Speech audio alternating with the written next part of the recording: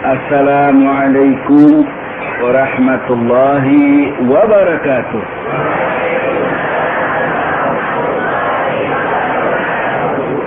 Mari kita awali ta'lim kita ini dengan membaca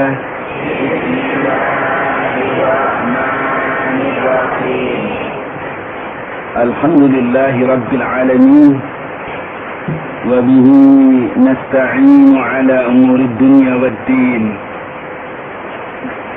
Ashhadu an la ilaha illallah wa ashhadu anna Muhammadar Rasulullah. Allahumma salli wa sallim wa barik ala sayyidina Muhammadin wa ala alihi wa ashabihi wa tabi'in wa man tabi'ahum bi ihsanin ila yaumiddin. Amma ba'd. Ibu-ibu, bapak-bapak dan saudara-saudara yang berbahagia, mari kita bersyukur kehadirat Allah Subhanahu wa taala yang telah menyampaikan niat kita pagi ini untuk melanjutkan kaji kita yang dengan mengharap hidayat dan inayat Allah serta ridhonya. Insyaallah kita akan sampai dengan ayat yang 92 yang kemarin belum selesai. Surah Ali Imran. Yang ayat itu, ayat 92 bunyinya, A'udzu billahi minasy syaithanir rajim. Bismillahirrahmanirrahim. Lan tanalul birra hatta tunfiqu mimma tuhibbuna wa ma tunfiqu min syai'in fa innallaha bihi alim. Yang artinya kamu sekali-kali belum sampai kepada kebaktian yang sempurna sebelum kamu menafkahkan sebagian daripada hartamu yang kamu cintai. Dan apa saja yang kamu infakkan itu, maka sesungguhnya Allah Maha mengetahuinya. Kemarin kita sudah menerangkan bagaimana sikap dan cara pandang orang beriman dan bertakwa kepada infak, ya. Bahwa orang beriman dan bertakwa kepada Allah mempunyai sikap dan cara pandang berinfak yang positif. Mengapa? Karena orang ini mempunyai pandangan yang lain terhadap harta dan dirinya. Dirinya adalah milik Allah dan sudah dibeli oleh Allah. Kemarin sudah diterangkan. Sehingga ia mau menginfakkan hartanya. Mengapa demikian ini? Lalu akhirnya saya terangkan kemarin bahwa sebab orang yang beriman dan bertakwa kepada Allah, cinta kepada Allah di atas segala-galanya. Bagaimana cinta kepada Allah itu di atas segala-galanya? Itu yang akan diterangkan awan pagi ini. Untuk itu Allah menerangkan dalam surah yang ke-9, yaitu surah At-Taubah, ya, ayatnya 24. Ayatnya berapa? 24. At-Taubah atau Bara'ah, di mana Allah berfirman, "Qul, katakan, in kana aba'ukum wa abna'ukum wa ikhwanukum wa azwajukum wa ashiratukum wa amwalun iktaraftumuha wa tijaratun takhshawna kasadaha wa masakini tardonaha ahabba ilaikum minallahi wa rasulihi wa jihadi fi sabilihi fatarabbasu hatta ya'ti Allahu bi amrih wallahu la yahdil qaumal fasikin." Maknanya Katakanlah Muhammad kepada manusia, ya, apabila adalah bapak-bapakmu, anak-anakmu, saudara-saudaramu, dan pasangan-pasanganmu, suami atau istrimu, maksudnya begitu, ya, dan keluargamu, kerabatmu, dan harta benda yang kamu dapati, kamu usahakan, dan perdagangan yang kamu takut mundur atau rugi atasnya, dan rumah-rumah atau tempat tinggal yang kamu menyukai menyenanginya karena sudah dihias dan dibangun begitu hebat, lebih kamu cintai daripada Allah dan Rasulnya dan jihad pada agama Allah, fatarabbasu hatta ya'ti Allahu bi amri. Tunggu saatnya sampai Allah mendatangkan siksa kepada. Wallahu la yahdil qaumal fasiqin. Sesungguhnya atau Allah itu tidak akan menyukai orang-orang yang tidak akan memberi hidayah pada orang-orang yang rusak.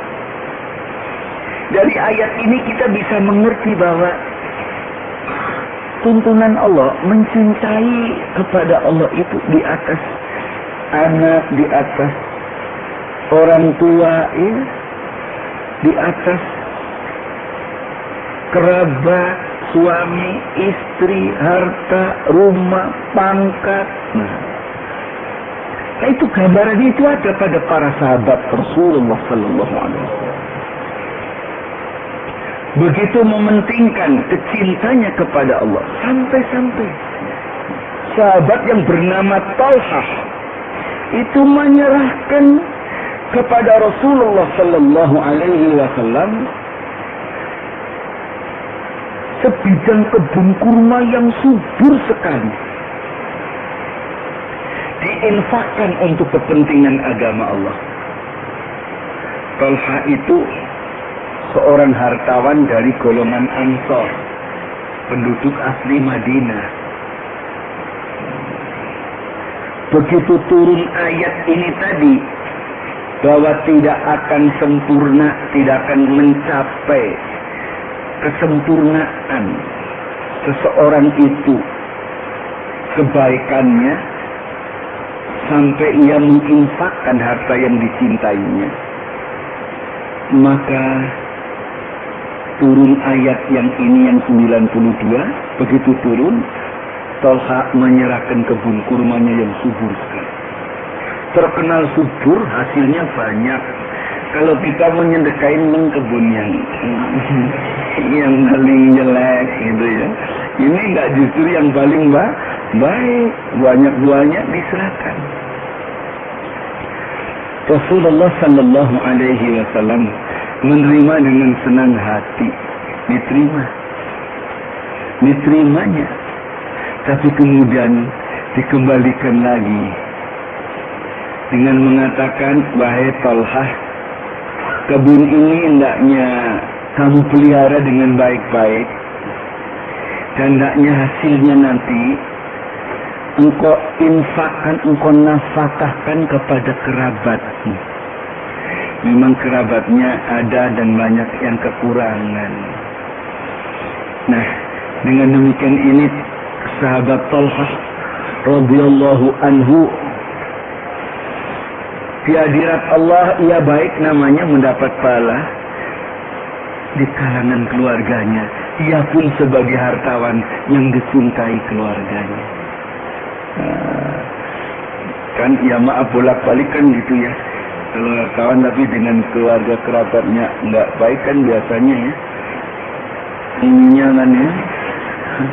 Keluarga itu paling pincer, kalau paling cepat ya, ada yang ngaku paling cepat cerita begitu. Nah, apa itu? Nah inilah. Begitu pula Umar bin Khattab. Umar bin Khattab menyerahkan sebidang kebunnya di Khaybar, kebun yang subur, diserahkan. Tapi Nabi juga memuji perbuatan Umar yang demikian baiknya, tapi kemudian menyuruh kepada Umar bin Khattab radhiyallahu anhu supaya kebun itu tetap dipelihara dan hasilnya dibagi-bagikan saja, dan kebunnya merupakan wakaf dari Umar. Begitulah ibu-ibu, bapak, saudara-saudara, sahabat-sahabat dulu begitu. Sampai miliknya kebun yang hasilnya banyak, ini yang diserahkan. Karena mendengar bahwa wama tunfiqu min syai'in fa innallaha bihi alim. Artinya, dan apa saja yang engkau infakkan itu dari sesuatu apapun yang kecil, maka sesungguhnya Allah Maha mengetahui padanya. Nah, inilah mata artinya Allah tidak akan menyia-nyiakan amalan orang itu. Amalannya akan dibalasi oleh Allah Subhanahu wa ta'ala. Inilah. Jadi, mengapa mereka rela? Sebab ia yakin apa yang diinfakkan ini, kebunnya yang begitu hebat dan besar, tidak akan sia-sia. Tidak akan sia-sia. Justru ia yakin dengan menginfakkan hartanya yang demikian besar dan yang baik ini, ia merasa akan dapat mencapai kebahagiaan yang abadi, dunia dan akhirat. Inilah. Jadi keyakinannya begitu. Dan lebih dari itu, mengapa begitu? Ia yakin Allah akan membalasinya. Ya, fa innallaha bihi alim. Alim Maha mengetahui apa betul apa dia apa amalan infak yang diberikan. Nah, inilah, maaf, muslimin sekarang kebanyakan mundur karena fardu kifayah dalam urusan infak ini mundur. Ya, maka muslimin mundur karena apa? Kaderisasi muslimin tidak ada. Ulang kali saya terangkan. Ya. Jadi kebanyakan kaderisasi ini kaderisasi keluarga, bukan kaderisasi umat. Kalau kaderisasi umat, kalau dikaderkan dari umat, karena infaknya ada, siapa yang pandai disekolahkan, umpama gitu ada infak, terutama yang pandai-pandai. Ini nanti apa yang terjadi? Kepemimpinan timbulnya dari bawah. Ya? Nyata nampak nanti, oh siapa yang pandai gitu kan. Kalau kita sudah gitu, tapi kalau muslimin sendiri tidak mau mengadakan kaderisasi umat, hanya ada kaderisasi keluarga, nanti bolak-balik yang itu juga. Artinya yang mampu, sekolah sekarang juga harus orang yang mampu kok. Kan gitu kan? Kalau nggak ada fulus, manfus. Kan gitu. Kan susah. Jadi, ya yang bisa sekolah, ya yang punya fulus. Ya, yang punya fulus yang mampu lah itu juga deh. Jadi, ini muslimin sekarang mendapatkan kader bukan karena ditumbuhkan oleh muslimin, tapi nemu kader yang menemukan kader karena di keluarga ambil. Jadi bukan karena bagaimana mengkader. Nah, inilah, apalagi muslimin tidak punya wijah yang satu, tidak punya arah yang satu, artinya tidak punya manhaj, tidak punya program yang satu pula. Akibatnya tercecer kekuatannya di tengah jalan. Hingga ulang kali saya katakan muslimin jumlahnya besar, raksasa tapi tidur. Raksasa kok turun gitu ya.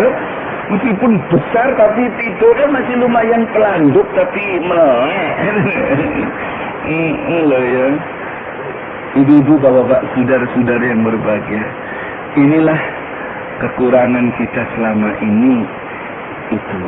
Sehingga lebih banyak memikirkan kader keluarga daripada kader umat.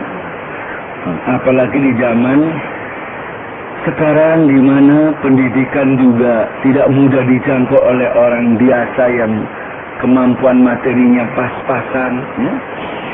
Nah, ini juga ya. Jadi kaderisasi umat mestinya penting sekali. Sebab muslimin jumlahnya banyak, anaknya jumlahnya banyak.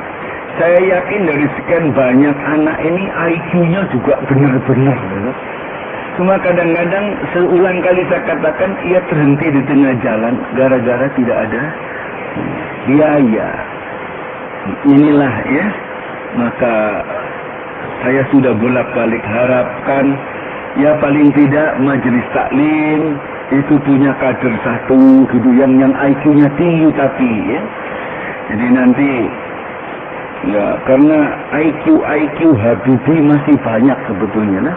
Cuma pengembangannya yang tidak dapat kesempatan ya. Nah itulah demikian ibu-ibu, bapak-bapak, saudara-saudara yang berbahagia.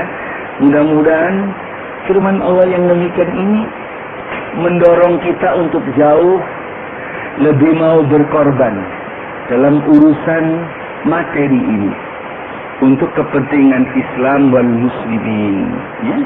Izzatul Islam wal muslimin, kebahagiaan Islam dan orang muslim dan seluruh umat manusia.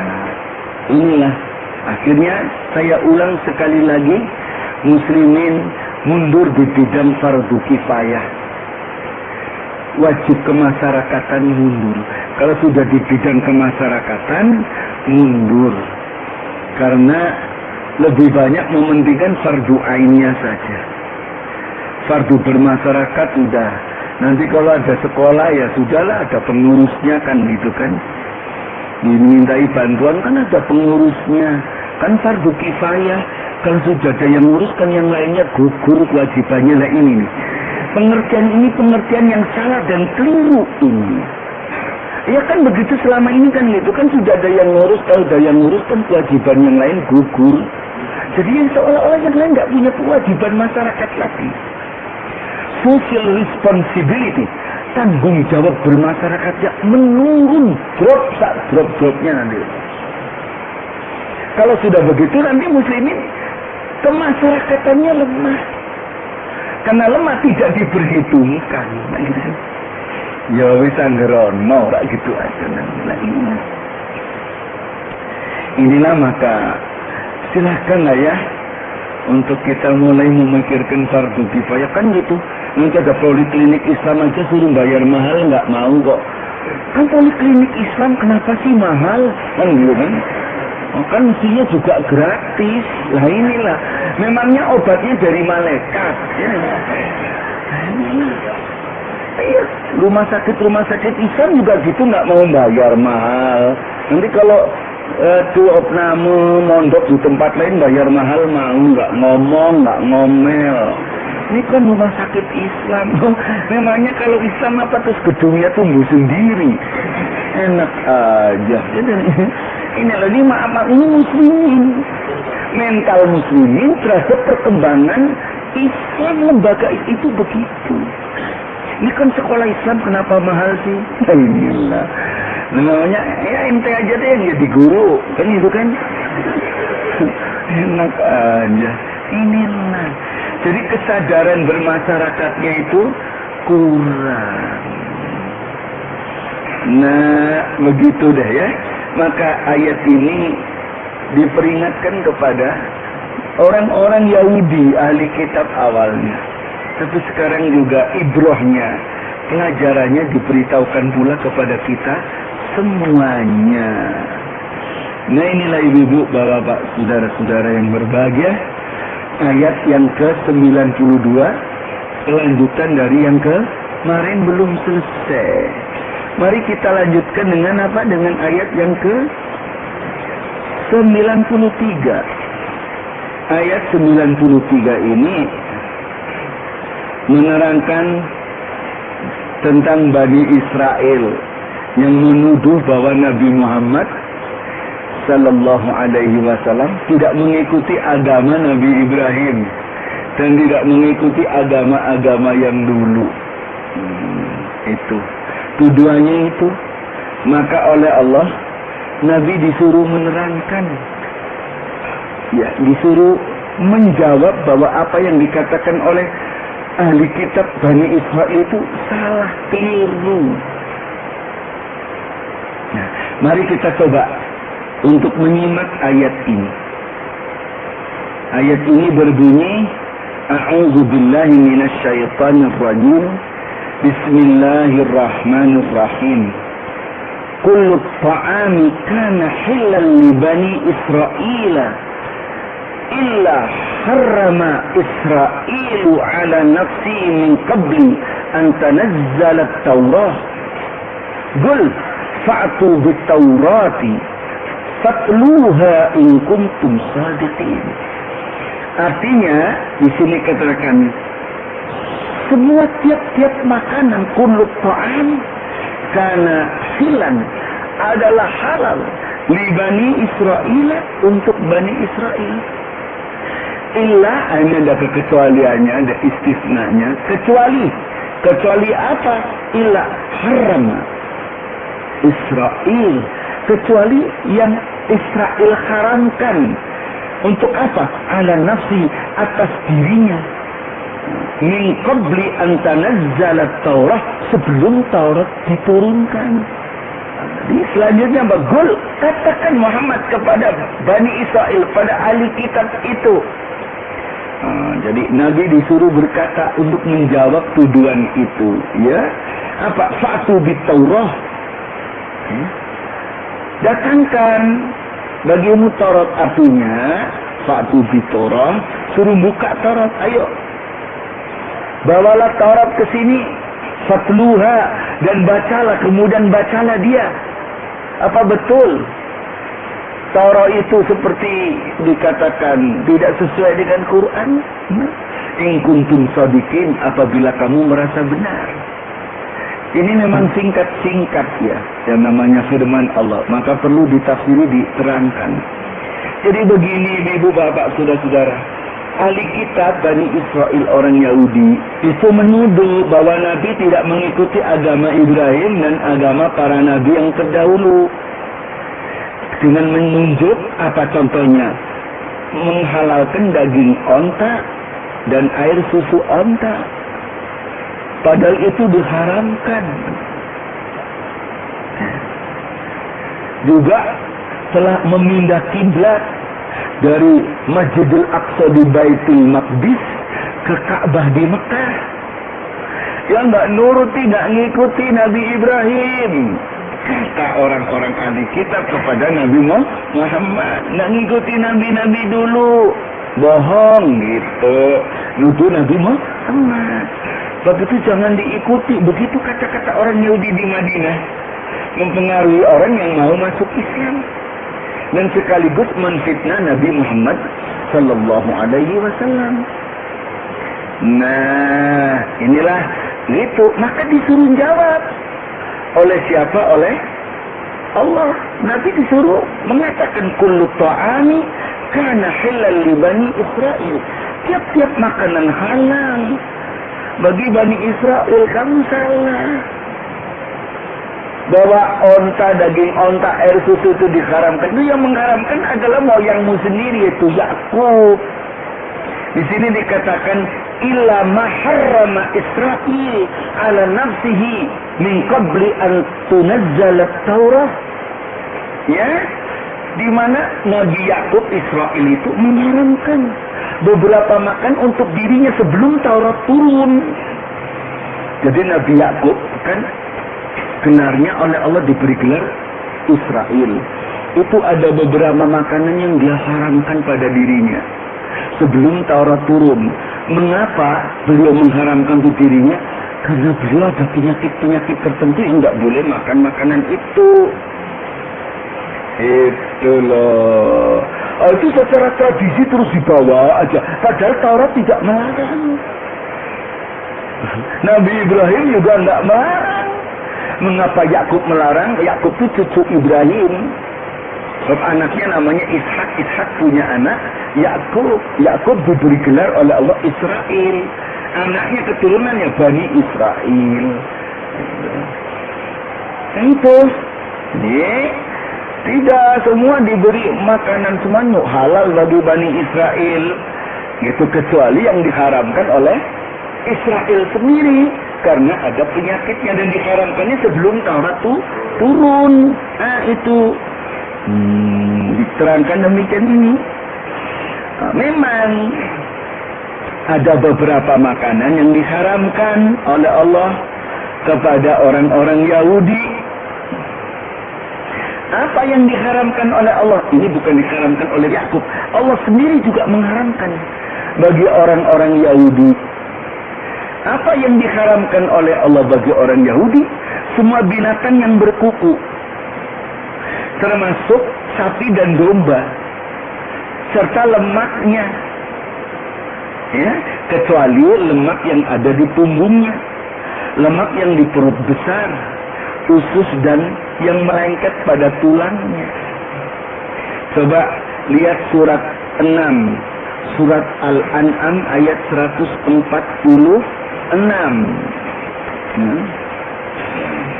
Surat Al-An'am surat 6 ayat 146.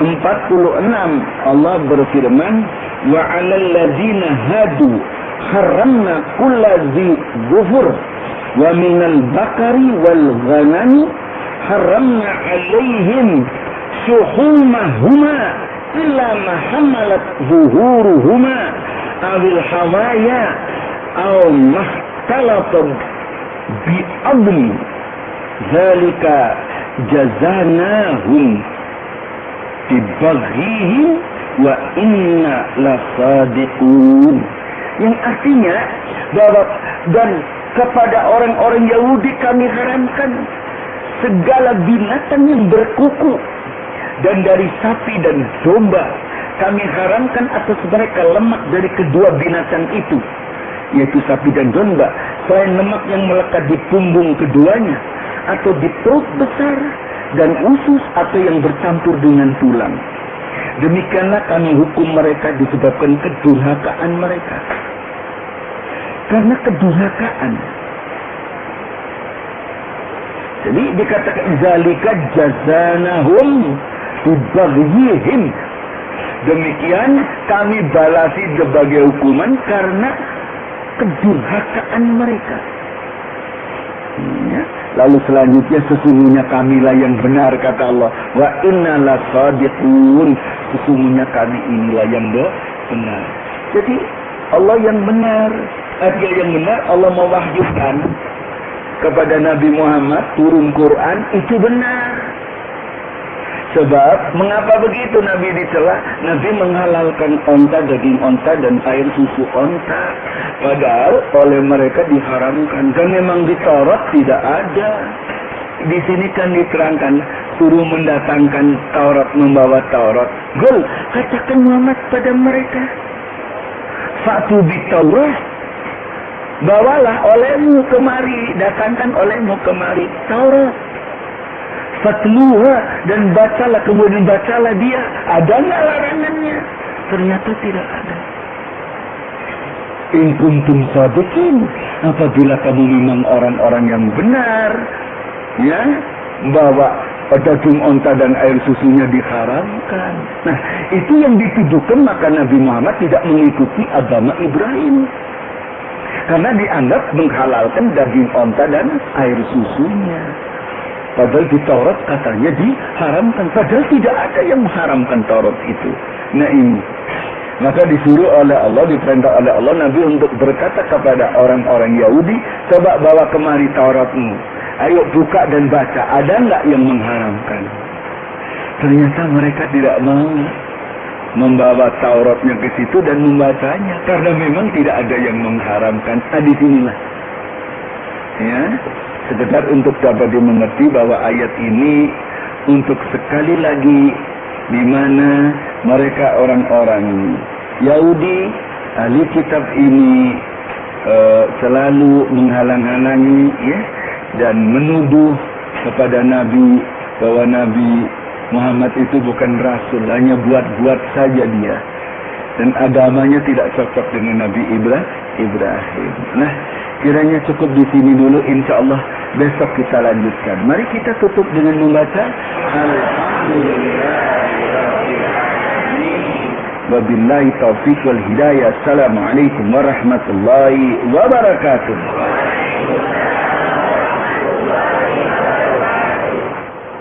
Di mana Allah berfirman, "Fal yauma la yu'khadhu minkum fidyatun wala minal ladzina kafaru." Wah, ini ya. Ma'wakumun nar hiya maulakum wa bi'sal masir. Fal yauma, maka pada hari ini, ya, hari pembalasan di akhirat nanti, tidak diterima tebusan dari kamu. La yu'khadhu minkum fidyah. Fidyah, tebusan, enggak bakal diterima. Wala minal ladzina kafaru. Begitu pula tidak akan diterima orang-orang yang kafir. Ma'wakumun nar, tempat tinggalmu adalah neraka. Ya maulakum, tempat neraka itu yang melindungi kamu besok.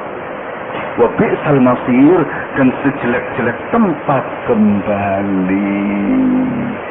Nah, saya kira pagi ini sampai di sini dulu. Insyaallah besok pagi kita lanjutkan. Mudah-mudahan dengan ini kita menjadi orang yang pandai-pandai menjaga diri, jangan sampai menjadi orang yang murtad. Ya, Setelah sudah ulang kali dikatakan batal wudhu masih lebih mudah untuk berwudhu kembali. Tapi kalau sudah batal iman, ya Allah ya Rabbi, susah.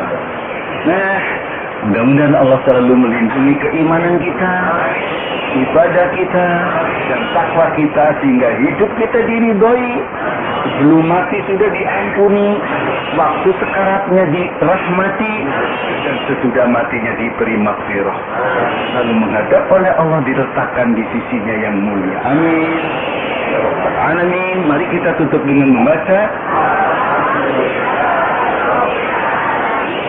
wabillahi taufiq wal hidayah. Assalamualaikum warahmatullahi wabarakatuh.